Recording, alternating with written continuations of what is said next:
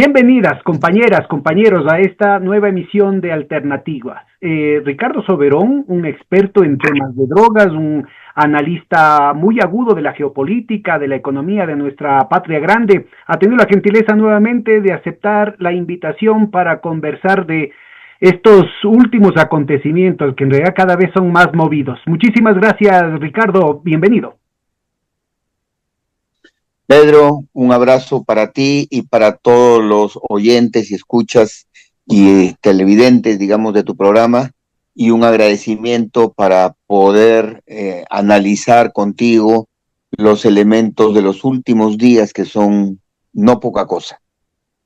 Oye, si te parece si empezamos haciendo un contraste entre estas últimas intervenciones en Naciones Unidas en el contexto de un proceso de deterioro aceleradísimo de toda la institucionalidad mundial, ¿no? Es decir, no estamos hablando solamente de la Asamblea General de Naciones Unidas, que ahorita está tan venida a menos, sino de cualquier tratado, de cualquier acuerdo, el tema de la Organización Mundial de la Salud, la Organización Mundial de Comercio, los tratados antimisiles, el tema climático, la Corte Penal Internacional. Bueno, todo ha sido destrozado, todo lo que se intentó construir desde 1944, digamos, desde Bretton Woods, todo el proceso de la construcción de la paz, de la posguerra, ha sido desechado en tan poco tiempo.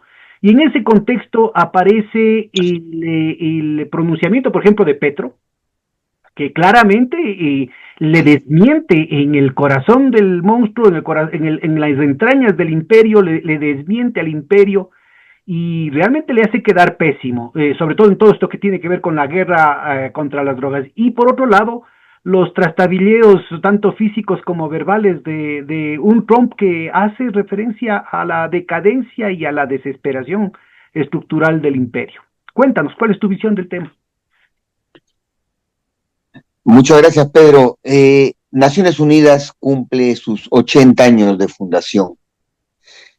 En el peor momento histórico del derecho internacional y del multilateralismo. Creo yo que ni siquiera en las épocas del nazismo, del fascismo, el derecho internacional estuvo tan venido a menos. Incluso en aquellas épocas, en la década del 30 del siglo pasado, todavía habían tratados internacionales entre von Ribbentrop y Molotov, habían tratados provenientes de la finalización de la Gran Guerra que todavía estaban vigentes en reducción de armamento para Alemania y que estuvieron vigentes casi hasta el final.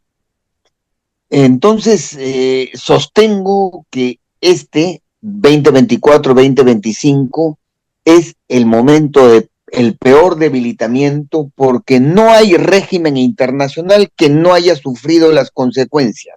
En todo lado, ¿no? O de la agresión discursiva de Donald Trump, la reducción presupuestal de Estados Unidos, de la Unión Europea, o del simple ninguneo a las directrices o vectores que ha trazado Naciones Unidas.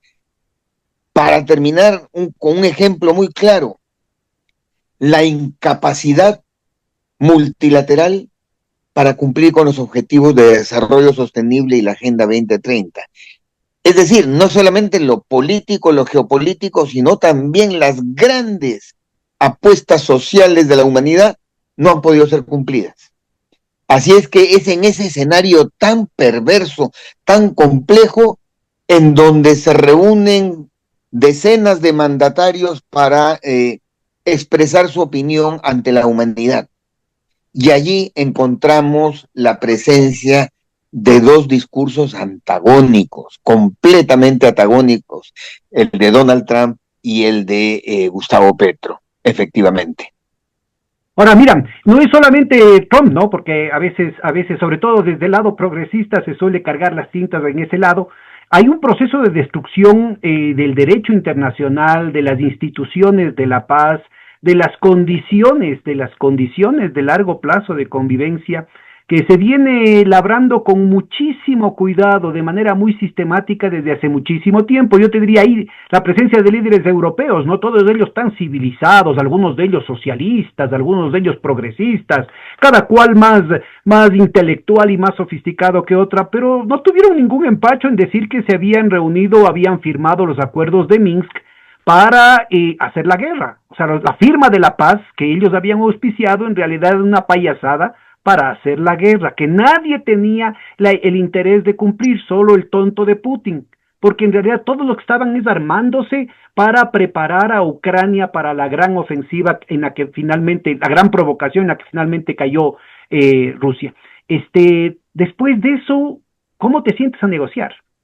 O el caso de Irán, ¿no? En la cuestión de la Agencia Internacional de Energía, en la que están metidos los países de Europa, pero también los de Estados Unidos, viene un presidente y dice, no me da la gana de cumplir no me da la gana de reconocer este tratado. Y no solamente eso, sino que convoca en medio de la crisis de los 12, de la guerra de los 12 días, convoca a unas negociaciones, y mientras está convocando la negociación, bombardea. Es decir, se genera una situación, una estructura de incentivos. Bueno, Israel directamente matando a los delegados de las negociaciones de paz, de Hamas, de Hezbollah, en Yemen y toda esa cuestión. En fin, se ve una situación que yo le veo dificilísimo volver a reconstruir. Suponte que eventualmente haya un atentado y finalmente lo matan a Trump, o pierde las elecciones Trump después de 3 años, o cualquier cosa, o le declaran loco, ¿no es cierto? Y dicen, no, todo lo que pasó fue un paréntesis, que no tiene nada que ver con la institucionalidad. Ni siquiera así se puede reconstruir. Y te digo, inclusive en el tema de los ¿cómo es? Por ejemplo, los tratados de libre comercio. Ya acordaron una cosa con México y Canadá, viene Trump y dice, no me da la gana. Y después dice, no me da la gana lo que no me dio la gana la última vez. Pero lo mismo pasa con el tema del sistema financiero. Ahí están, se ponen bravos porque a propósito de lo que decías de los años 30, ¿no es cierto? El Banco de Basilea era muy cuidadoso, ¿no es cierto? Y además con particular mimo a la dictadura de los fascistas, ¿no? Les tenían con particular cuidado. Jamás interrumpieron estos mecanismos. Ahora están interrumpidos. ¿Quién puede confiar, ¿no es cierto? Si se pueden quedar no solamente con los de Putin, sino con los depósitos de Irán, pero también con los depósitos de Arabia Saudita, de Qatar. Es decir, no sé, me parece que es un tema tan sistémico, tan cuidadosamente labrado en cada uno de los ámbitos, que se plantea una situación en la que no queda otra que la guerra. ¿Qué tan débil habrá sido el sistema internacional que en 8 meses se le ha hecho más daño que en un conjunto de ciclos de guerras y de conflictos internacionales? ¿Qué tan débil será que ha sido demolido de manera que no solamente coexisten figurativamente el sistema y en la práctica el unilateralismo, venga de donde venga, predomina en los hechos cotidianos del día a día? Y no hay rey, no hay papa, no hay premio Nobel, no hay científico que esté en capacidad de ponerle un párale a todos estos actores o intentos de actores que pretenden romper el sistema internacional sin haberse asegurado primero que lo va a reemplazar. Y me temo que este daño provocado en 8 meses, Pedro, ya no tiene retroceso. Porque así como tú hiciste el ejercicio, yo digo, el 20, 28, 29, si retornan los demócratas, el daño va a ser tan grave que no van a poder retornar a la situación anterior, ni en comercio, ni en finanzas, ni en economía, ni en regímenes específicos como el de control de armas, ni en derechos humanos, en ninguno. Entonces, yo creo, Pedro, que hay que reconstruir un escenario bajo el cual tenemos que asumir que no hay vuelta atrás. Y tenemos que entender que el proceso de reconstrucción de un sistema, no del otro sistema, sino de un sistema, va a estar marcado por otros patrones, otros vectores, otros actores, y tendremos que seguir esa secuencia de hechos. Y sobre esto he escrito hace poco, señalando cómo coexisten plataformas muy interesantes como la Organización para la Cooperación de Shanghái, la Organización para la Cooperación Euroasiática entre las repúblicas soviéticas, mecanismos hemisféricos que todavía no han sido rotos, como la Organización para la Unidad Africana, en fin, lo que vamos a convivir es con una secuencia y una convergencia de plataformas con mandatos y escenarios específicos, antes de volver a pensar en un sistema global único como el de Naciones Unidas. Creo que los que se reunieron en San Francisco el año 45 cometieron el error de poner la carreta antes que los bueyes. Armaron lo global sin haber armado lo regional. Y me parece que lo que vamos a ver ahora y vamos a ser testigos es un proceso inverso, en donde lo regional se va a tener que fortalecer antes de pensar en un sistema global. Ahora, justo en ese escenario, digamos, en esa dinámica, porque más que escenario es esa la dinámica que está sobre los hechos imperando, cobra mucha más fuerza la propuesta y la denuncia que hace Petro en Naciones Unidas.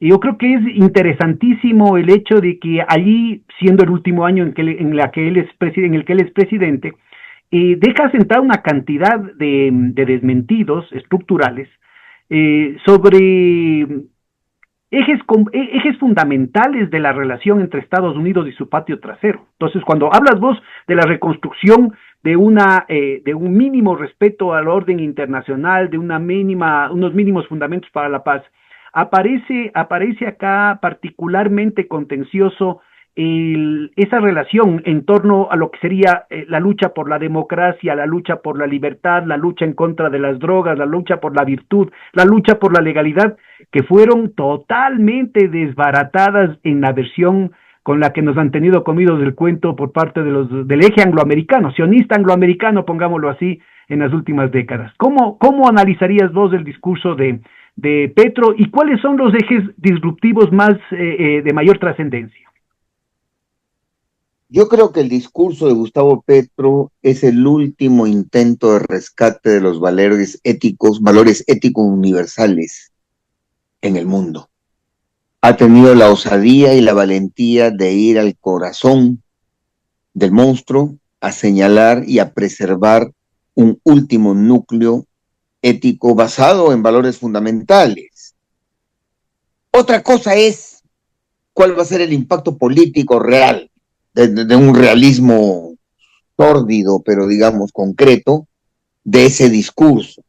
Porque en la práctica tenemos que Gustavo Petro tiene severos problemas en Bogotá para sostener la fuerza de las fuerzas conservadoras colombianas, enfrenta un escenario del, entre comillas, patio trasero absolutamente confrontacional, en donde ni siquiera hay capacidad, fíjate tú lo que digo, para poder sostener en una misma plataforma la agenda de la presidenta Sheinbaum, del presidente Lula y de los presidentes progresistas del resto del hemisferio. En ese sentido, yo debo de señalar que estamos en el peor momento de la unidad latinoamericana de los últimos 30 años, diría yo, y es en ese contexto que tenemos que entender también el discurso de Gustavo Petro. Lo valiente del mismo es que efectivamente ha osado señalar con claridad las profundas contradicciones entre el discurso y la práctica de la política exterior de los Estados Unidos de cara a Naciones Unidas, de cara a América Latina y de cara a los principios ético-morales de la humanidad. Y eso es lo que yo debo de rescatar de Gustavo Petro y también del discurso del presidente Boric, ¿sí?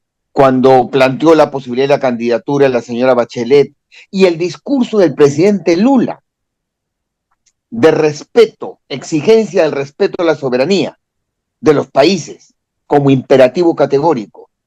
Yo no sé si la presidenta Sheinbaum, no le he seguido el rastro, dio un discurso similar, pero ella nos tiene acostumbrados a discursos profundamente ideologizados, profundamente principistas. Entonces, entiendo que entre los 4 líderes latinoamericanos podemos encontrar una amalgama etiológica, axiológica, política, que resulta fundamental. Rescatar, preservar, consolidar de cara a la reconstrucción del hemisferio latinoamericano. Bueno, entonces ahí se plantea una, digamos, una dialéctica entre estas tendencias a la divergencia de las posibilidades de cada uno de estos países, incluyendo los progresistas, no se diga los que estamos jodidos con gente que está más vinculada a la extrema derecha mundial o a los intereses del sionismo internacional o de los Estados Unidos como Noboa y Milei, pero entre los países progresistas a los que había hecho referencia, aparece ahora un campo común, campo de convergencia, que no era tan evidente hace pocos meses, pero al mismo tiempo mencionas vos que hay una perspectiva de divergencia en la que sus agendas posibles, sus agendas, digamos, más allá de los principios, más allá de las buenas intenciones, puedan efectivamente viabilizarse, chocarían. ¿Cómo ubicas esta dialéctica entre los elementos positivos y los negativos en esta coyuntura? Pedro, lo observé desde el año pasado en la cumbre de la Organización del Tratado de la Cooperación Amazónica, OTCA, en Belém do Pará, donde un sólido discurso pro ambiental, pro conservación, pro biodiversidad por parte del presidente Petro y del presidente Lula, sin embargo, rápidamente se quebró cuando se trató de abordar el proceso de transición energética de los combustibles fósiles a los combustibles renovables. Y es allí donde Petro se quedó como radical y Lula tuvo que entender, asumir y aceptar que Brasil todavía va a depender por un largo tiempo de los combustibles fósiles. Allí vi yo las dificultades que hay para encontrar caminos comunes, exigencias comunes. Lo mismo podemos señalar las exigencias de México en su relación con el comercio con Estados Unidos, con las dificultades distintas que tiene Brasil con el 50% de aranceles que le ha impuesto Trump. La dependencia mexicana es mucho más grande, mucho más grave, y eso impide que Brasil y México puedan tener una agenda arancelaria común respecto a Estados Unidos. Y lo mismo podemos señalar, por ejemplo, las divergencias antinarcóticos que hay entre Gustavo Petro y Nicolás Maduro o Gustavo Petro y Claudia Sheinbaum, en donde se les hace difícil poder coincidir en sus agendas puntuales en el tema antidrogas, en su relación con Estados Unidos, porque cada uno de ellos, Maduro, Sheinbaum o Petro, tienen percepciones, visiones y prioridades distintas. Ese es, Pedro, el enorme dilema que ya el gran Simón Bolívar lo había visto en el Congreso Anfictiónico del siglo XIX. Las tremendas dificultades que arrastra el hemisferio, el Abya Yala, para poder ponernos de acuerdo en puntos mínimos de gestión de política exterior. Y esto lo volvemos a repetir ahora, donde tú precisamente señalas, estamos en un hito de transición del sistema internacional hacia un nuevo orden. ¿Qué mejor oportunidad para que América Latina se ponga de acuerdo en los 10 o 12 puntos más importantes? Y no lo podemos hacer. Bueno, estamos cerca de los 200 años, la conmemoración de los 200 años del Congreso Anfictiónico de Panamá al que hacías referencia, y en verdad esa es una deuda que tenemos con nuestros pueblos y con el Libertador. Mencionas un punto en el que eres experto, el tema de las políticas antidrogas, y justamente uno de los pilares de la posibilidad de una construcción alternativa tiene que ver con las declaraciones que se ha hecho en repetidas ocasiones desde distintas tendencias políticas, desde distintas correlaciones de fuerza, desde el Tratado de Tlatelolco que planteaba total veto a cualquier arma nuclear en el continente, en América Latina, hasta los pronunciamientos de UNASUR y luego de CELAC en torno a este como un continente de paz, ¿no? De pronto aparecen puras y duras, por ejemplo, las brutalidades de liquidar unas lanchas, creo que ya van por la cuarta, ¿no? y lo filman en vivo y en directo, matando a una cantidad de gente sin procesamiento de ningún tipo, yéndose en contra de sus derechos humanos, yéndose en contra del derecho internacional, yéndose en contra del derecho de los países de los que están involucrados, yéndose en contra de la CONVEMAR, el derecho internacional sobre el mar, yéndose en contra de la propia legislación de los Estados Unidos. Porque inclusive si fuese el caso de que fuesen delincuentes, ¿no es cierto?, debía pasar el debido proceso, pues debería probarse eso y deberían ser condenados. Y por transportar droga no hay pena de muerte ni siquiera en los Estados Unidos. Es decir, no cabe bajo ninguna circunstancia esta cuestión. Aparece nuevamente el espectro de la diplomacia de las cañoneras, abierta, descarada, cínica por parte de los Estados Unidos, y el continente está todavía, como mencionabas, sin encontrar un campo común desde el cual ponerse de pie. Fíjate, Pedro, el presidente Petro ha señalado con claridad y en detalle todos los elementos que componen la guerra contra las drogas para explicar la profunda legitimidad de Colombia para decirle al mundo: esta guerra ha fracasado.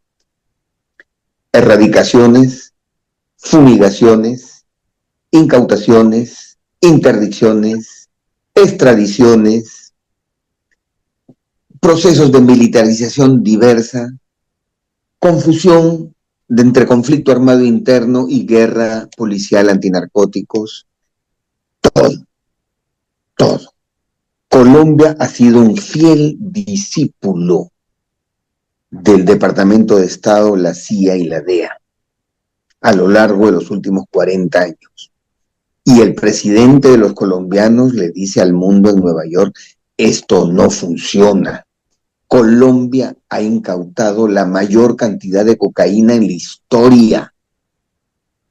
Y sin embargo, el país que mayormente consume cocaína en la historia en el mundo le desertifica o le certifica condicionadamente, lo cual refleja cómo la guerra contra las drogas se convierte en el principal instrumento geopolítico de acción de los Estados Unidos hacia América Latina para conseguir otros fines. En su momento fue el libre comercio, en su momento fueron las dictaduras militares, en otro momento fueron las democracias, en otro momento fue la apertura comercial a las grandes plataformas globales del comercio, en otro momento fue la guerra en Ucrania. Es decir, la guerra contra las drogas ha sido la palanca bajo la cual Washington ha venido apretando las clavijas de cada uno de los 34 miembros del hemisferio, utilizando a la Organización de Estados Americanos, muy bien financiada por el Departamento del Tesoro americano y canadiense, como la caja de resonancia para todos estos elementos. Y es curioso, pero el asesinato de 11 personas en la primera embarcación es un ejemplo de la muerte del derecho internacional. A nadie le ha importado.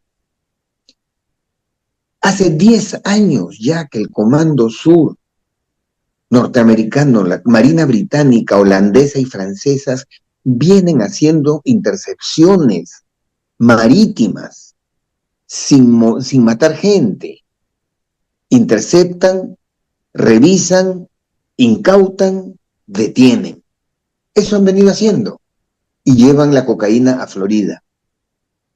¿Qué principio de acción ha hecho que el señor Trump decida tirar una bomba desde un dron y destruir para aseverar luego que allí había cocaína y por supuesto no hubo otro motivo más que pedirle al gobierno de República Dominicana, que es circunstancialmente aliado de los Estados Unidos, para decir que a sus playas había llegado cocaína de esas embarcaciones. Entonces, es un momento sumamente importante e interesante por la cantidad de cosas determinantes que ocurren en Nueva York, en el Caribe, en Washington, en Caracas, en Bogotá. Y todo esto termina con un elemento anecdótico. El presidente Petro sale a las calles de Nueva York, da un otro discurso ante la gente apoyando la conformación de una fuerza multinacional para que se resista a los ataques israelíes en Gaza, y que él se apresta a ser parte de ello con su cufía. Y Estados Unidos no tiene otra cosa que hacer que quitarle la visa al presidente de los colombianos. Esto es un ejemplo más de lo irónico que resulta la política norteamericana hacia América Latina. No tienen el menor empacho en sus profundas debilidades, sus incoherencias, sus prepotencias y arrogancias sin límites. Eso es lo que estamos observando en estos momentos, Pedro.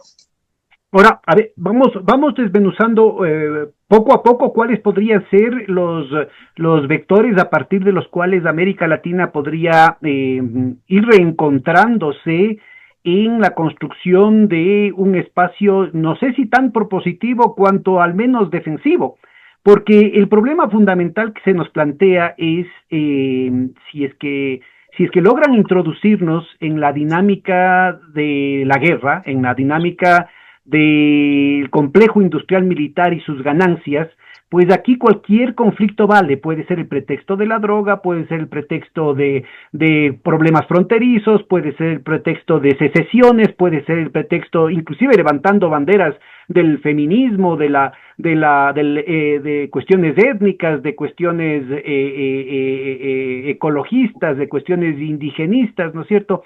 Puede haber todo tipo de secesiones, de conflictos internos, cualquier cosa que desate una carrera armamentista que les haga el juego a las compras, primero a los préstamos, después a las compras de armas de lado y lado, sector público, sector privado, sectores contendientes, sectores no contendientes, ¿no es cierto?, en guerra o para prevenir la guerra, cualquier pretexto va a ser bueno, ¿no es cierto? Lo importante es que esto de aquí va a expresarse en Wall Street, como ya se ha expresado, por ejemplo, con el conflicto en Ucrania, con unas subidas increíbles de las cotizaciones de las empresas del complejo industrial militar, ¿no es cierto?, y ganancias enormes para los bolsillos de los mercaderes de la muerte. ¿Cómo hace América Latina para lograr mantenerse blindado frente a este interés de tener un nuevo arco del conflicto, a quién vender las armas, que los conflictos en otras partes que empiezan a desmontarse hacen amainar? Yo nombro 3 elementos que me parece fundamentales tomar en consideración de cara al futuro. El primero de ellos, entender que América Latina vive desde hace varios lustros un proceso pendular entre progresismo y conservadurismo. Los países de América Latina viven así. Cada 5 años, 5, 10 años, se producen esas oscilaciones pendulares ideológicas. El enorme reto que tenemos, sí estamos en el aire, ¿no, Pedro? Sí, sigue nomás, yo tengo que apagar mi imagen para... No, entiendo perfectamente. No hay problema. Tenemos que tratar de hallar las formas para que, más allá de conservadurismos y progresismos, América Latina pueda materializar una agenda inamovible. Por ejemplo, Tú planteaste el tema de Tlatelolco y zona de paz. Sería conveniente que izquierdas y derechas en todos los países de la región logremos consensuar de que efectivamente América Latina no puede estar sujeta ni a guerras armamentísticas, de adquisiciones, competencias de adquisiciones, ni aceptar ningún tipo de establecimiento militar extranjero en su territorio, ni de ningún tipo de armamento de destrucción masiva, y más bien tener criterios muy claros para la reducción del gasto en defensa. Ese podría ser un elemento de discusión y debate que convoque a todos los movimientos políticos que suelen competir en comicios en los países latinoamericanos. Uno segundo que pudiera ser muy importante puede ser la necesidad imperiosa de proteger la biodiversidad de los bosques tropicales, tanto en América del Sur como en América Central, y que eso debe ser una política de Estado. El tercer elemento que me parece fundamental es que más allá de progresismos y conservadurismos, América Latina debe entender que estamos atravesando un proceso de transición lento, progresivo, a veces con pérdida de rumbo, pero que es inamovible. Estados Unidos está traspasando la posta hegemónica unipolar de los últimos 25 años a China, a la República Popular China. O a un esquema multipolar, ¿no? Y eso no necesariamente China está dispuesta, sí, un esquema multipolar. Por supuesto, entendamos que es posible de allí traspasarnos a un esquema verdaderamente multipolar, pero eso también debemos de asumirlo y entenderlo en América Latina como un elemento de la realidad que es determinante en el futuro de nuestros países. Sobre esa base, yo agrego uno más, y es que América Latina ha perdido peso específico en la definición de los grandes problemas globales. Y debemos de tener los mayores esfuerzos diplomáticos, políticos, conceptuales, para cerrar esa brecha de pérdida de influencia y pérdida de protagonismo. Con esos 4 elementos, yo creo que podemos empezar un proceso lento de recomposición para superar OEA, para superar UNASUR, CELAC, y generar un verdadero escenario de comunidad latinoamericana y caribeña que correspondan a nuestra realidad y donde no solamente sea una sumatoria temática de agendas, sino una convergencia conceptual y política de todo aquello que nos es común a nosotros los que vivimos al sur del Río Grande. Bueno, pero aquí aparece justamente el tema de que nos mordemos la cola, que es primero el huevo o la gallina, porque justamente el último punto que mencionabas, la pérdida de peso y de proyección internacional, se debe también a la desunión. Yo creo que el peso que ha tenido América Latina en el comercio internacional ha venido cayendo en el último siglo de una manera precipitada. Creo que no representamos ni el 3-4% del comercio internacional en términos de valor, aunque en términos de metabolismo es una cuestión masiva que sigue creciendo, ¿no? Pues década tras década.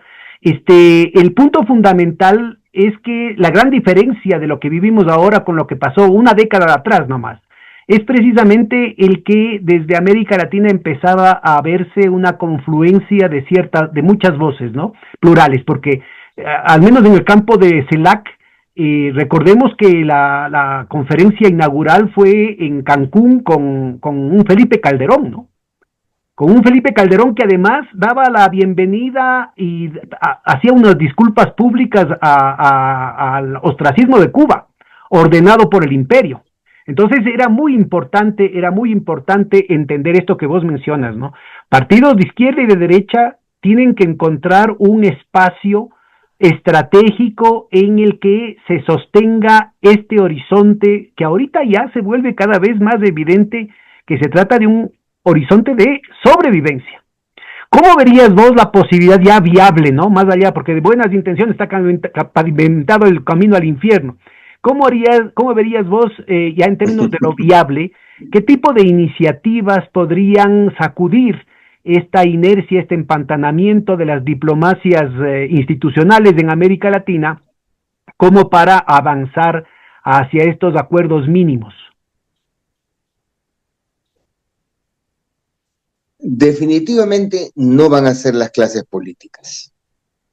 Yo creo que un elemento transversal de la historia contemporánea latinoamericana es la pérdida de legitimidad de las clases políticas en general respecto a sus sociedades. Entonces pongo sobre la mesa a dos actores sociales claves en el hemisferio.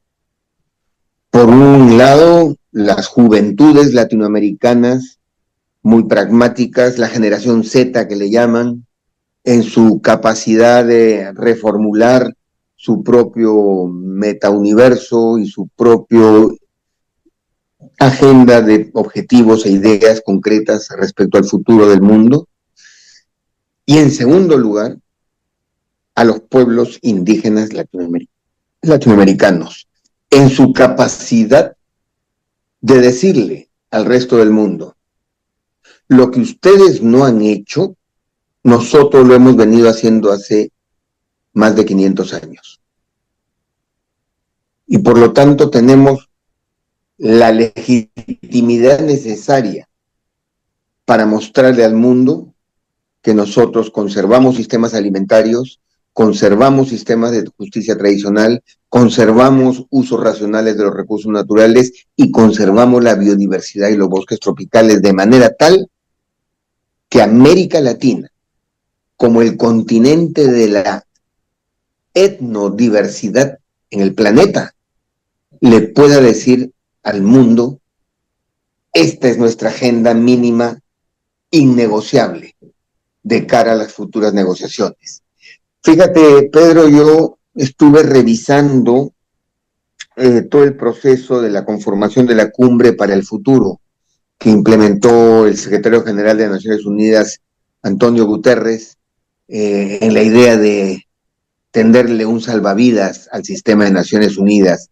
Y fue un esfuerzo muy, muy complejo de traer recursos financieros, de traer procesos de discusión y debate de mujeres jóvenes, científicos de todo el mundo, para tratar de pertreñar algunas plataformas e instrumentos que permitan, sobre la montura del sistema cayéndose, tratar de conseguir algunas reformas puntuales para evitar el descalabro definitivo del sistema. Pues bueno, la Cumbre para el Futuro está allí, la declaración, el proceso, Danos las como coordenadas, Pompeya tratando de sobrevivir al Vesubio, pero este proceso se inicia el 2023, se implementa el 2024, si mal no recuerdo, París fue uno de los hitos, pero se trataron de un conjunto de esfuerzos impulsados desde la Secretaría General de Naciones Unidas. La cumbre de Future Summit, le llaman, la cumbre del futuro, y que hay una declaración muy, muy detallada de las cosas que hay que hacer, y como tú bien dices, de buenas intenciones está regado el camino al infierno. Es una muestra clara de las cosas que no funcionan cuando se hacen de arriba hacia abajo. La cumbre del futuro. Y eso es algo que no ha aprendido Naciones Unidas, ninguno de sus organismos. En cambio, digo yo, creo yo, que procesos que surjan de abajo hacia arriba, desde lo local territorial, a lo provincial, a lo regional, a lo nacional, bien horneados y cocidos para que estén sólidos y luego pasar a las estructuras políticas es el camino más certero para la sostenibilidad de una apuesta política diferenciada. Y eso yo creo que América Latina tiene toda la legitimidad a partir de estos dos sujetos, juventud y pueblos indígenas. Bueno, ya mencioné al infierno y ahora me va a tocar hacer de abogado del diablo. Yo no sé, ¿cómo ves vos la posibilidad de unir estos sujetos o ir hilvanando, ¿no? Concretamente, por ejemplo, el caso de los movimientos indígenas, con el tema que mencionabas en una intervención anterior de los cuatro pilares, el tema de la Amazonía, el tema de los bosques tropicales. Justamente ahorita está, digamos, en lo concreto, está ciñéndose sobre todo el continente el peligro de que finalmente las transnacionales puedan tener un mecanismo de despojarnos de nuestros bosques húmedo tropicales, de toda la biodiversidad y de toda la riqueza cultural que eso significa, a través de los bonos verdes, en el caso de la Amazonía, del Chocó andino, en fin, y de los bonos azules. Ya tenemos en el caso de Ecuador el tubo de ensayo, digamos, de una propuesta que va a extenderse al resto del mundo, al resto de América Latina en lo inmediato, con el tema de los bonos azules. En el caso de Galápagos ya está vendida la soberanía a un fondo que no se sabe, hay una oposidad total, son fondos creados en Suiza, a través obviamente de los bancos, quién sabe qué sectores estarán ahí involucrados.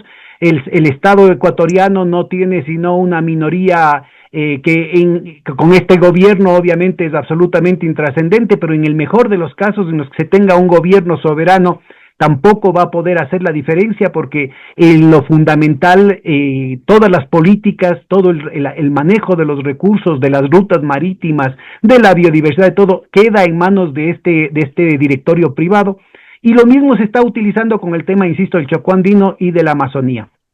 Lastimosamente, importantes segmentos del mundo indígena, de los pueblos indígenas, pero también de sectores ecologistas, están muy comidos del cuento de que la octava maravilla son los bonos verdes y los bonos azules. Entonces, en los hechos parece ser que ahí no va a haber ninguna posibilidad. Nos recordemos que detrás de WWF están la City de Londres, están los intereses financieros sionista angloamericanos, pero también las monarquías europeas, ¿no? Incluyendo la del rey Juan Carlos, que después de vestirse de verde iba y tiroteaba elefantes en África con sus safaris privados. Entonces, yo lo que le veo es, en lo concreto, le veo un poco difícil esa posibilidad. ¿Cómo entenderías vos las opciones que se podría tener de involucrar a estos sujetos que mencionas con acciones concretas en torno a esos cuatro pilares? Fíjate, tú has sido muy claro en señalar las profundas contradicciones del discurso verde y sus instrumentos financieros, en fin, toda una arquitectura institucional que no hace sino mantener una relación asimétrica norte-sur, tan simple como eso, y que lamentablemente hay muchos grupos, organizaciones y actores de las sociedades rurales latinoamericanas que han caído en ese cuento. Pero tarde o temprano, tú sabes que una de las cosas que más ha caracterizado a nuestras sociedades originarias es la paciencia y la capacidad de ser resilientes frente a procesos históricos determinados como este que tú has mencionado, Pedro. Yo más bien pienso en otro elemento que podrá ser determinante en la modificación de la ecuación norte-sur, y me refiero a las economías extractivas ilícitas. A ver, vamos por ahí, porque ese me parece un tema, pero muy delicado. A ver, vamos, porque ese es, además que es inmediato, ¿no? Estamos sobre el caballo. Es decir, Sucumbíos, Chapare, Braem, Catatumbo, Caquetá y Putumayo todos estos nombres bonitos y folclóricos que son de lenguas originarias no se corresponden sino a los grandes centros de producción de oro, cocaína y madera que son altamente demandados por los países del norte. Curiosamente, los tres casos. Mal visto, el proceso de economías extractivas ilícitas puede ser determinante en la destrucción de la Amazonía sudamericana. Si es que seguimos las recetas que nos plantean los Trump, los Biden, los Clinton, los Obama, sobre la forma de aproximarnos a esto, a estas economías extractivas a los ilícitas. Bolsonaro, acuérdate, a los Bolsonaro y intereses muy oscuros, ¿no? Que han aparecido, por ejemplo, detrás de las agendas de los incendios, estos incendios supuestamente accidentales y toda esa cuestión, claramente estuvieron vinculados a la cuestión de venta de tierras, de las privatizaciones, de la entrega a potencias y a intereses extranjeros, inclusive en el caso se ha utilizado políticamente. Acuérdate que le culparon a Evo Morales de los incendios en el bosque tropical boliviano. Sí, claro. Y a la final resulta ser que los únicos responsables con investigación concreta, por ejemplo, fue en caso de algún empresario israelí que terminó siendo absuelto, que lo capturaron creo que en Chile, fue absuelto y acaba y sigue siendo una estrella en su país, ¿no? Es decir, yo lo que le veo es una cuestión muy concreta que en los hechos se plantea como un peligro inmediato, ¿no? Curiosamente, Pedro, todos estos personajes locales, Uribes, Febres Corderos, Kuczynskis, Bolsonaros, Mileis, Bansers, etcétera, etcétera, todos estos no son sino los pequeños felipillos que aplican a nivel local en cada uno de sus países las políticas generales dictadas desde Washington, París o Londres. Pero estamos evidenciando algo, y es que la sociedad rural latinoamericana también decide participar de la gran explotación del oro, ya no solo en manos de las grandes transnacionales auríferas, sudafricanas, holandesas, americanas, canadienses, sino que ahora los Quispe, los Mamani, son también mineros pequeños artesanales, aunque todavía destruyendo el bosque, pero que exigen un lugar en la economía global. Entonces, pienso yo que una reformulación de las políticas públicas para abordar y regular las economías extractivas ilícitas es de latinoamericanos, progresistas o conservadores, para tratar de matar dos pájaros de un tiro. Uno, la ilegalidad y las organizaciones criminales detrás, y dos, la asimetría y la hegemonía de los grandes países imperiales sobre los nuestros. Yo creo que ese es un camino, un vector que hay que darle seguimiento. Estoy en estos momentos trabajando implementar en una región de la triple frontera entre Colombia, Brasil y Perú el trapecio amazónico, y me queda clarísimo, siendo los pueblos indígenas amazónicos los mejores protectores de la Amazonía, podemos llegar a acuerdos de pactos sociales ciudadanos entre mineros, cocaleros, indígenas, migrantes, componentes de las sociedades rurales latinoamericanas, para llegar a una gran alianza común que permita, al mismo tiempo que defender la naturaleza, explotar racionalmente los minerales y participar activamente con un mejor pedazo de la torta en la distribución de las utilidades. Ahora, si se concreta esta iniciativa de la diplomacia de los pueblos, este nuevo episodio de la diplomacia de los pueblos, ¿podrían encontrar un ambiente más auspicioso en la institucionalidad, con los cambios de política que han expresado, bueno, en primer lugar el propio Petro en lo que acaba de mencionar y en la nueva política mexicana respecto a la lucha contra la droga. ¿Podrías vos perfilarnos más o menos cuáles serían estos elementos que para la gran mayoría aparecen como noticias? Porque, por ejemplo, lo que dijo Petro en ningún lado ha estado publicado, y me parece que es fundamental desmitificar esa mitología que hay en torno a la actuación de Superman, de los superhéroes norteamericanos en la lucha como campeones de la libertad, la democracia y la virtud. Te voy a dar 3 elementos que estamos nosotros poniendo a manera de hipótesis. El primero, hacer una supervisión, vigilancia, monitoreo y contraste de los títulos habilitantes que hay en un territorio.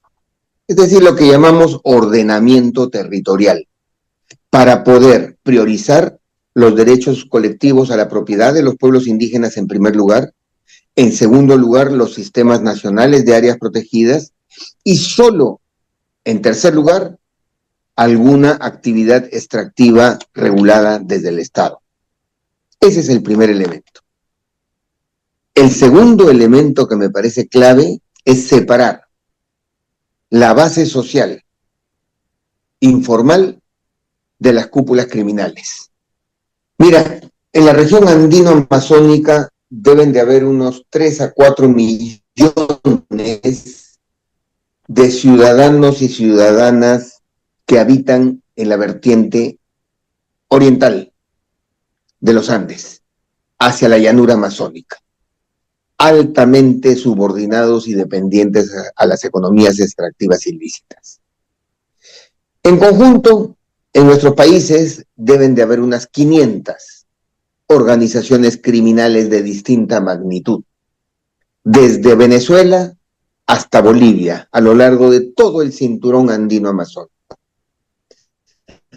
Si tuviésemos como región una política clara de separación de la base social, el desenganche de la base social de las cúpulas criminales, estoy seguro que tendríamos una mejor oportunidad de vencer a estas ilicitudes. ¿Y cómo se les dan elementos como los siguientes? Primero, encontrar un efectivo equilibrio entre garrote y zanahoria.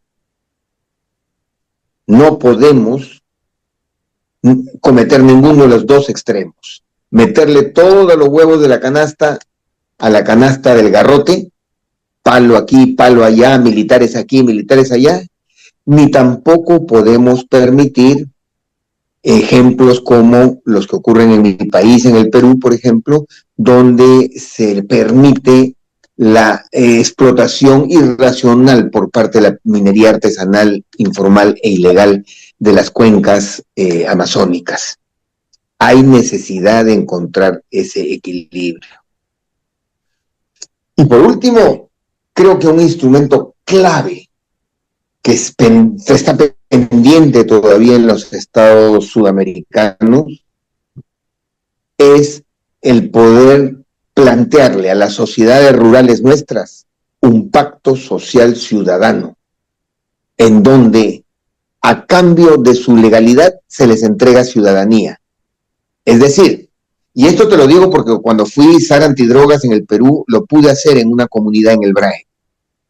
Tú me entregas 3 hectáreas de coca y yo te entrego, primero, ciudadanía plena, con derechos y obligaciones. Segundo, te entrego servicios públicos que hoy se entregan de manera fragmentada por distintos actores del Estado, te los entrego empaquetados en tu mismo espacio territorial. Y tercero, focalizo la intervención con recursos públicos para poder, a manera de palanca, poder sostener este proceso de transición de dependencia al oro, a la madera o a la cocaína por medios lícitos de sobrevivencia y desarrollo, fundamentalmente basados en el cultivo de la biodiversidad, digámoslo de alguna manera. Esa sería, Pedro, el aterrizaje a la que hemos llegado en este proceso de discusión, debate que estamos sosteniendo sobre las economías extractivas ilícitas. Y que estaría muy sintonizado, digamos, con la política de abrazos y no balazos de López Obrador, continuado ahora por la presidenta Sheinbaum, y a la propuesta de Petro, que la acaba de hacer explícita en Naciones Unidas, ¿no? Diferenciar a quiénes son los verdaderos beneficiarios del narcotráfico y ubicar que el campesino, el agente pobre que ha sido víctima de esta situación y que ha tenido que, por razones de estrategia de sobrevivencia, vincularse a esta cadena de valor mundial, no puede ser no puede ser satanizado, ¿no? Entonces yo creo que ahí hay hay un punto muy importante. ¿Vos cómo ves la posibilidad de que otros países, por ejemplo amazónicos, ahora puedan plegar a este tipo de opciones?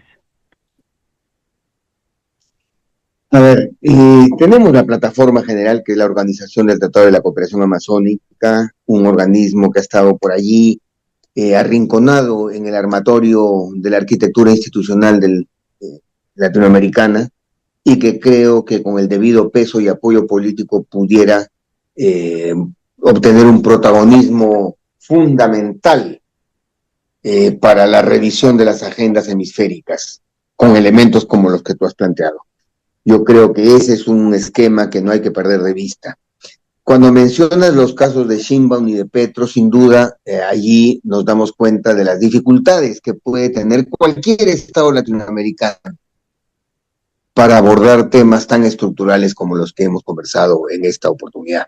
Nadie puede esperar, ni siquiera que en 10 años, si sumamos López Obrador y Sheinbaum, podamos desmantelar el tejido criminoso que hay alrededor del territorio mexicano y que se ha sobrepuesto sobre el Estado mexicano en muchos lugares y localidades. La misma situación ocurre de algún modo con el proceso de paz de Petro y su proceso de diálogo con los grupos criminales que está sosteniendo hoy en día. Son procesos no lineales. Un paso para adelante, un paso para atrás. Un paso para adelante, dos pasos para atrás. Y así vamos a ir caminando progresivamente.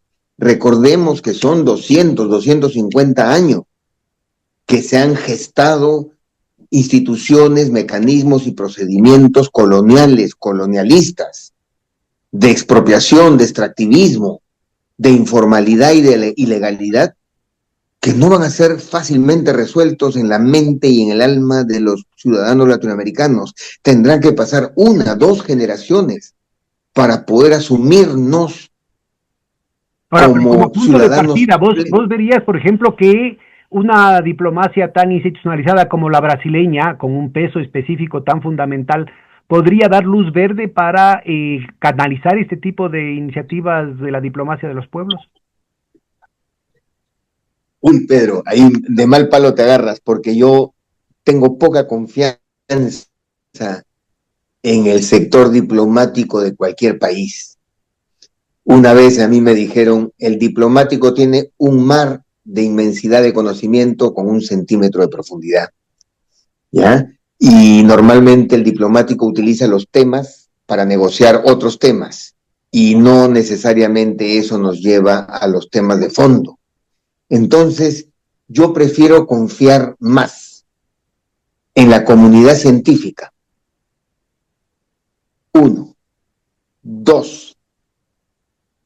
En las organizaciones de mujeres latinoamericanas. 3. En los jóvenes y 4. En los indígenas. Yo prefiero ponerlos como punta de lanza a estos 4 sectores para liderar y conducir un proceso de cambio estructural de las raíces, de las instituciones y de los procesos sociales en la región. Bueno, este aborda un punto que es colindante con muchísimos otros, ¿no? De los que habías mencionado, de las prioridades que mencionabas, pero no es obviamente el único, ¿no? El tema de la precautelación de la paz pasa también por los temas, por ejemplo, fronterizos. y cuando se habla de los temas fronterizos, justo en esa zona a la que hacías referencia, de pronto aparece una islita caída, iba a decir del cielo, pero es caída del infierno. Me toca hablar a cada rato del diablo y del infierno, mano, para justamente despertar animosidades y provocar la carrera armamentista y la carrera de animosidades y de toda esa situación entre Colombia y Perú. ¿Cómo ves vos la posibilidad de sostener una, ¿cómo te digo? Sostener que ese frente de posibles conflictos pueda permanecer cerrado en América Latina. Bien, felizmente las cosas han vuelto a su sitio en el sentido que los espacios tradicionales, las comisiones binacionales fronterizas, las CONBIFRON, han vuelto a retomar el debate, la discusión de este tipo de situaciones y han llevado las cosas a su justo medio, impidiendo que esto empeore más allá de la animadversión que felizmente hay entre Gustavo Petro y la señora Dina Boluarte. Yo como peruano avalo totalmente el discurso de Gustavo Petro y condeno y rechazo profundamente los discursos y las posiciones de la señora Dina Boluarte en múltiples temas, incluyendo su presencia en Naciones Unidas. Y desde aquí condeno la declaración de ONU Mujeres, declarándola como un caso exitoso de liderazgo femenino. Condeno radicalmente eso. Entonces, felizmente esto no va a suceder en relación con la Amazonía de nuestros países, pero no descarto, Pedro, no descarto que en un futuro no tan lejano los problemas sobre la Amazonía tengan otro derrotero, poniendo en el lado de la balanza de los causantes de los perjuicios ambientales a Venezuela, Colombia, Ecuador, Perú y Bolivia, y a la víctima de los perjuicios ambientales al único país que recibe las aguas río abajo de todos estos países, el Brasil. ¿Tú te imaginas el efecto a largo plazo de la sedimentación del Amazonas sobre puertos como Manaos o Belén do Pará? ¿Tú te imaginas lo que pueda significar la inundación de cocaína y de oro y de madera en territorio brasileño? ¿Tú te imaginas que perdamos control territorial nuestros países por el predominio de organizaciones criminales que tejan una suerte de alianzas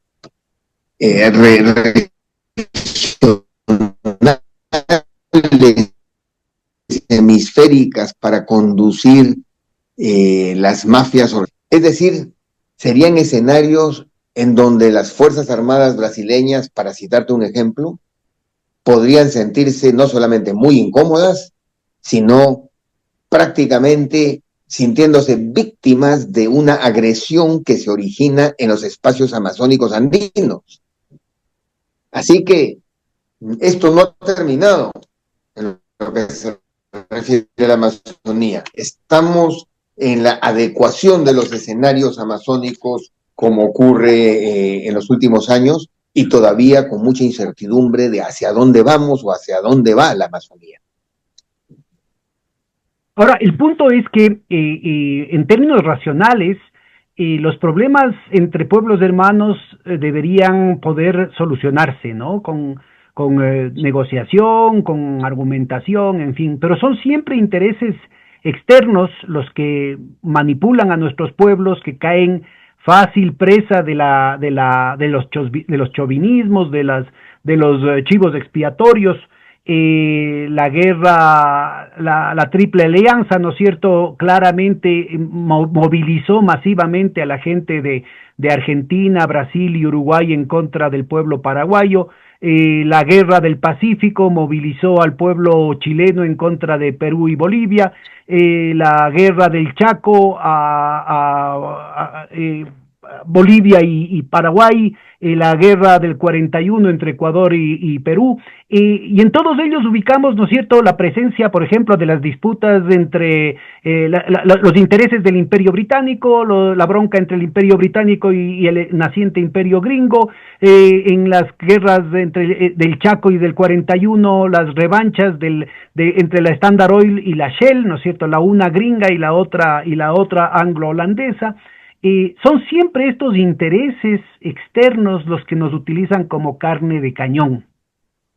¿Cómo evitar que ahora nuevamente puedan ser utilizados así? Yo te lo digo porque cuando ya era inevitable la inauguración del puerto de Chancay, ya aparecieron voces de una oligarquía rancia, la misma oligarquía que apoyó el golpe de Estado en contra de Allende, que ya planteaba el tema en términos del enemigo, ¿no? Del enemigo de Perú, y ya se oyeron voces de altos oficiales en retiro diciendo que era necesario fortalecer la compra de aviones caza, y empezó la diatriba de un lado, del otro.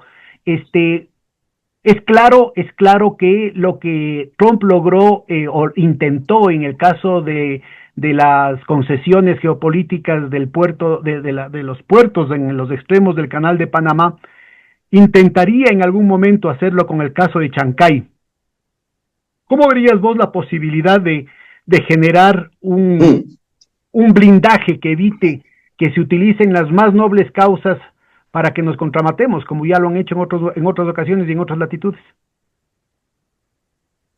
Yo prefiero pecar de realismo y no pecar de idealismo. Pienso que es una tarea muy difícil y en donde las cartas están echadas en contra de los intereses de nuestros pueblos. ¿Ya? Seamos claros. Yo el mes pasado estuve en un pueblo de la selva central del Perú, en Oxapampa, en un seminario permanente de investigación agraria, que es uno de los pocos espacios de investigación de las sociedades rurales en el Perú. Y se presentó un grupo interesante de brasileros que hicieron una medición de lo que le significa al empresario brasileño de la soja sacar su producción por el Atlántico hacia el Cabo de Buena Esperanza y de ahí el Océano Índico hasta la China, versus lo que le significará sacarlo al Pacífico y a Chancay y de allí a Shanghái. Y llegamos a la conclusión que lo que van a impulsar estos grandes intereses empresariales externos y propios, incluyendo chinos, de acá no se escapa nadie, es que desde Acre, Mato Grosso, que son las zonas de producción y acopio de la soja, va a tener que construirse, de hecho, un sistema o vial o ferroviario. El vial ya existe hasta la frontera con el Perú, pero luego, en la parte del mapa del Perú, que viene a ser como la barriga del Perú, ¿ya? Esta parte del Brasil que se introduce en el territorio peruano, el camino más directo a Chancay es en línea recta. Hay una serie de pueblos en aislamiento, reservas naturales, comunidades nativas, en fin. Pero lo que habrían decidido ya los grandes arquitectos de la ruta de la seda es conformar una red ferroviaria que vaya en paralelo en el sur del Perú por la vía interoceánica que comunica Acre con el Perú y con Bolivia, para salir con una vía ferroviaria por Cordillera de los Andes, subir hacia arriba, hacia el norte, para hacer una suerte de taxi minero. Es decir, recoger toda la roca minera con metales de las distintas plantas mineras que hay en el sur del Perú, en Cusco, en Espinar, en Apurímac, en Las Bambas, en Junín, en Selva Central, ir acopiando en un gran megatren que acopie metales y todos son depositados en las grandes plantas de tratamiento que se van a construir en Chancay, para a partir de allí embarcar los concentrados y los refinados que por mar se vayan a Shanghai. ¿Y esto es exclusivamente en torno al oro o Sí, también otros metales? No, polimetálicos también. Plata, oro, zinc, cobre y, por supuesto, metales de tierras raras. Así que ese es un otro elemento que hay que poner en la ecuación del debate geopolítico sudamericano en los próximos años. China no solamente piensa en los 18, 19 días de transporte marítimo de Chancay a Shanghai, sino que tiene que asegurar el ida y vuelta desde Chancay hacia el hinterland, hacia el espacio amazónico brasileño. Ahora, la contestación y su estructuración en tanto una disputa de largo plazo podría ser justamente una vía multimodal, pero también con una fuerte inversión ferroviaria de entre Santos o Sao Paulo, digamos, hacia el puerto de San Andrés en Chile, ¿no? ¿Cómo ves vos esa disputa? Sí, totalmente certera, y yo creo que desde la perspectiva de los chinos no descartan ninguno de los escenarios. Ten en cuenta que ya China tiene rutas fijadas con México, con Estados Unidos, Canadá, y con diversos puertos de América del Sur. Chancay lo que le proporciona es la posibilidad de convertirse en un espacio de recepción de mercadería primaria proveniente de otros puertos de la vertiente del Pacífico, concentrarlos en Chancay. Recuerda, Chancay no es solo puerto, sino también las plantas de tratamiento mineral, y a partir de ahí embarcarlos hacia la China. Es en ese contexto que Estados Unidos responde con otra suerte de proyectos en una localidad que se llama Corio, en Arequipa, donde estaría pensándose en un proyecto similar, pero que favorezca para uso exclusivo de los Estados Unidos, y así sucesivamente. Entonces, lo que te quiero decir, Pedro, es que América Latina no es solo, abro comillas, un patio trasero, cierro comillas.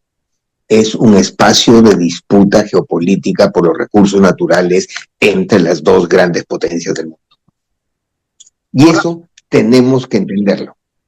Claro, y este es justamente el desafío, ¿no? ¿Cómo preservar la paz? ¿Cómo no convertirnos en carne de cañón?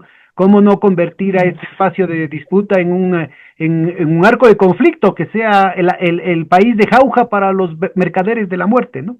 Ahora, mira, en el escenario de que pueda prosperar esta iniciativa de la diplomacia de los pueblos, vos planteabas como un elemento central este pacto ciudadano, ¿no?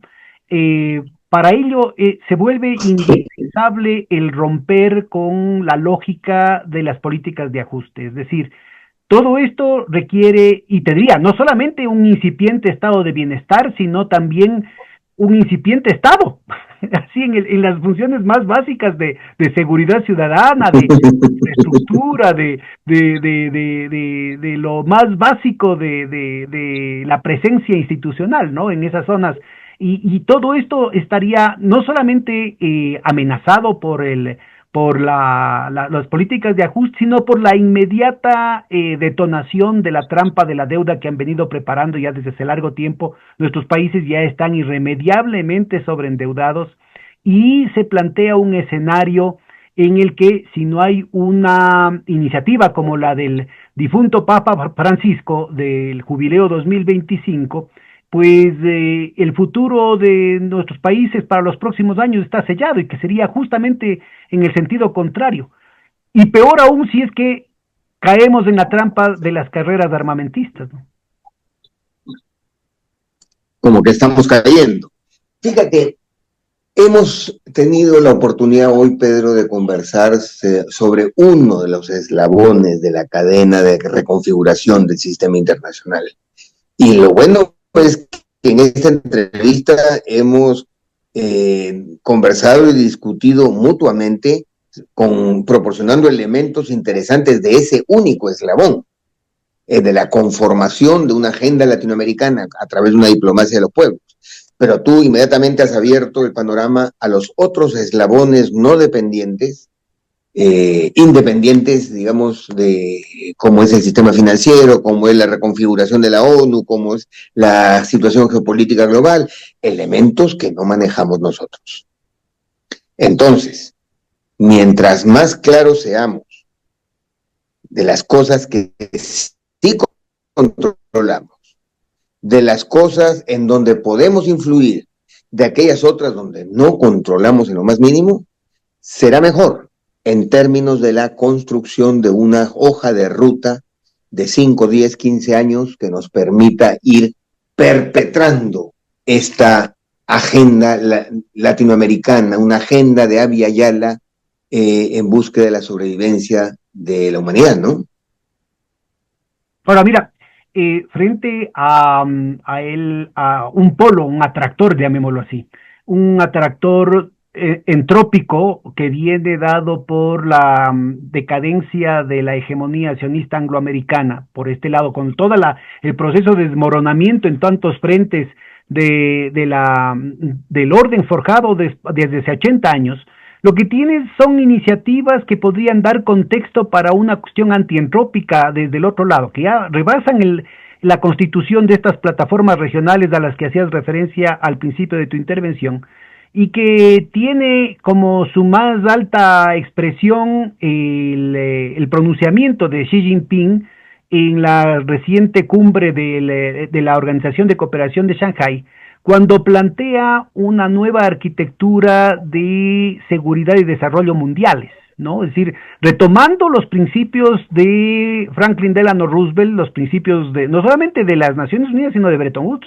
¿Cómo ves vos la posibilidad de que eso, sumado al otro vector que es el tema de los BRICS, en el que de alguna manera hay una superposición de algunos de los mismos actores, puedan contribuir a una nueva correlación de fuerzas dentro de América Latina, dentro de esta América Latina tan disipada y tan poco prometedora?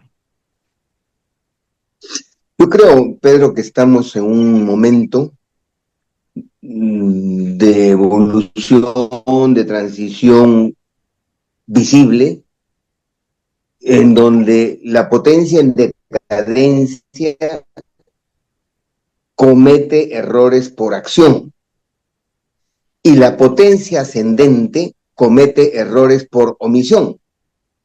Pues porque le falta creérsela. Es decir, con la cautela histórica tradicional china, Xi Jinping poco a poco da señales lentas, pero da de predominio y de hegemonía planetaria, con mucha paciencia, respeto, impone condiciones a todo el resto del mundo. Cómo aborda su guerra comercial con Estados Unidos, cómo aborda su relación con Rusia de cara a Ucrania, cómo aborda la relación con la India y Estados Unidos, etcétera, etcétera. Observamos ese tipo de situaciones tan particulares en el hoy, 29 de septiembre del 2025. Vamos a tener la COP30 en noviembre, vamos a tener varias cumbres, CELAC, Unión Europea, en fin, y estamos atentos de cómo se van decantando esos procesos de tanta fluidez y de tanta efervescencia que observamos a distintos niveles. Lo que me preocupa, más allá del discurso de Petro, más allá de la movilización miliciana de Maduro o las respuestas de Lula, es que América Latina como un todo ha perdido interlocución y ha perdido interlocutores válidos. Hoy en día nadie es capaz de hablar a nombre de América Latina y para mí ese es el principal jalón de orejas que yo le tengo al presidente Lula da Silva. En su segunda administración, él estaba destinado a ser el Pepe Mujica de América del Sur. de América Latina y no ha podido terminar ese circuito.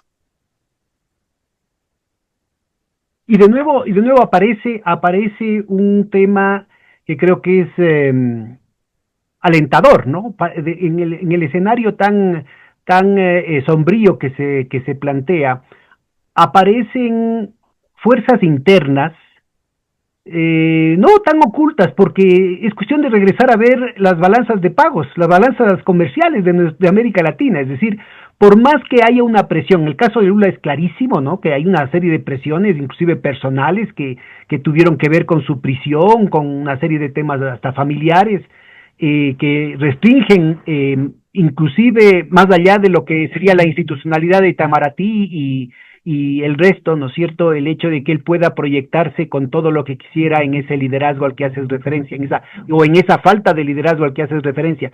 Pero al final del día, ¿no es cierto?, es en el Perú neoliberal lo que se construye el puerto de Chancay. En última instancia, el desafío más real al imperialismo estadounidense, es decir, lo otro pueden ser retóricas, ¿no? Momentos de retórica, puede ser que lo zarandeen, una cuestión así, pero es Dina Boluarte la que inaugura el puerto de Chancay, pues. Entonces, yo lo que diría es que hay flujos de comercio, hay flujos económicos reales que operan con una dinámica propia y para utilizar una frase de Nico Pulanzas, ¿no? Es decir, aparecen los defectos correspondientes, pues. Es decir, ¿qué es lo que crees vos que va a pasar con la transformación obligatoria correspondiente de las oligarquías latinoamericanas frente a una disputa en la que los Estados Unidos, su amo tradicional y el eje de su adhesión ideológica, les exige total o conmigo o contra mí, pero su bolsillo está para el otro lado? Pues ¿cómo crees vos que va a terminar resolviéndose esas cosas? Vamos a repetir el ejemplo patético de las oligarquías europeas que se han suicidado, o crees vos que en la mezquindad de las oligarquías latinoamericanas podría florecer un poco de lucidez en torno a darse cuenta de que aquí es un tema existencial? Si renuncian al mercado chino, renuncian a la dinámica que está surgiendo más allá de la propuesta del pasado angloamericano, simplemente van a dejar de existir, ¿no? Es curioso, ¿no? Veí el desfile militar del Ejército Rojo chino y la misma bandera roja que era saludada por los presidentes y los canales de televisión peruanos saludaban el advenimiento de la República Popular China, es casi la misma bandera de Sendero Luminoso. Bandera que condenaron, de la cual hablaron pestes y dispararon el discurso antiterrorista por todo lado. Y como tú bien dices, termina siendo una títere del neoliberalismo más rancio, la que termina inaugurando con un Xi Jinping por vía virtual. Ojo, porque no viajó a Chancay porque habían problemas logísticos para que pueda llegar su sistema de seguridad a Chancay. Pero igual, lo hicieron. Yo tengo la impresión, Pedro, que nuestras oligarquías mineras ya se malacostumbraron. Acá hubo un viejo geógrafo y científico italiano, Antonio Raimondi, dijo una frase que es aplicable al Perú y a cualquiera de nuestros países. El Perú es un mendigo sentado en una banca de oro. Y eso, pues, efectivamente pasa en cualquiera de nuestros países de la región andina. Estamos literalmente sentados en una banca de oro. Entonces, estas oligarquías se han mal acostumbrado a vivir y a sobrevivir y a resistir sus poderes locales sobre la base del extractivismo, del clientelismo holandesa, explotación y exportación de recursos naturales. Yo no le veo ninguna capacidad ni voluntad de querer hacer una inversión seria en el mediano o largo plazo para hacer grandes transformaciones tecnológicas que permitan una minería responsable, una minería que deje grandes recursos, gran mano de obra en nuestros países. No, ni con Estados Unidos ni con China. Vamos a continuar siendo un mero suministrador de materia prima. Y esa es mi evaluación de acuerdo a lo que conozco del comportamiento. Acá en el Perú hay 2 o 3 grandes empresas chinas mineras, una de hierro, que se comportan de la misma manera que cualquier otra transnacional minera holandesa, canadiense, australiana o americana. Y nuestros empresarios no son sino proveedores de servicios a esa gran aspiradora de mineral. ¿Ya? Entonces yo soy negativo, soy pesimista en esa posibilidad de que haya una gran clase tecnológico empresarial que pueda liderar los grandes cambios en el extractivismo del Perú y o de América Latina. No, sí, ni siquiera la chilena, fíjate tú. Mi pregunta, ni siquiera la chilena. Mi pregunta era mucho más modesta, Ricardo. Yo te decía, inclusive en el horizonte más elementalmente extractivista, inclusive depredador, ¿no? ¿Qué pasa si desde los Estados Unidos, en su desesperación estructural, les llega la orden de decir, ciérrenme todo el comercio con China, como ya lo han hecho con Europa en su relación vital con Rusia? ¿Qué pasa con las oligarquías latinoamericanas?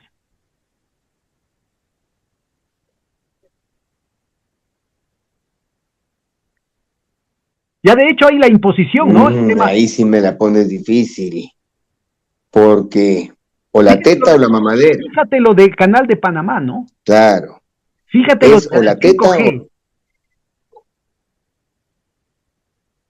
Difícil escenario de prospectiva, pero no hay que dejarlo abandonado. Es muy posible que pueda ocurrir una contradicción de esa naturaleza, y en ese sentido yo estoy seguro que por lo menos en el caso del Perú habrán sido tan rastreros como para someterse y hacerle caso a los dictados de Washington inicialmente, y tendrían que ser otros los elementos que jueguen en favor de China. Pero eso es lo que nos dicta la historia. Cuando el expresidente Kuczynski era ministro de Economía en la época de Belaúnde en los 60s y se llevó la plata de la International Petroleum Company a través del Ecuador a Estados Unidos, pues no hacía sino responder a los intereses y las dependencias que le ordenaban desde Washington sus grandes empresarios. Así es que sí, ahí ha puesto doble contra sencillo, que será un predominio de la voz norteamericana inicialmente hasta que las circunstancias cambien. Y como el dinero no tiene otro color que el verde del dólar, todavía no sé cuál es el color del yuan, pero en fin, hay que estar atentos a eso. Un recorrido duro, pero y provocador, pero yo creo que lleno de aristas que vale la pena que nuestra audiencia las continúe investigando. Muchísimas gracias, Ricardo. Un gran abrazo. Hasta la próxima. Pedro, tú siempre me interpelas a profundidad, así que un abrazo grande para ti y atentos. Que pases muy bien, hombre. Gracias de nuevo.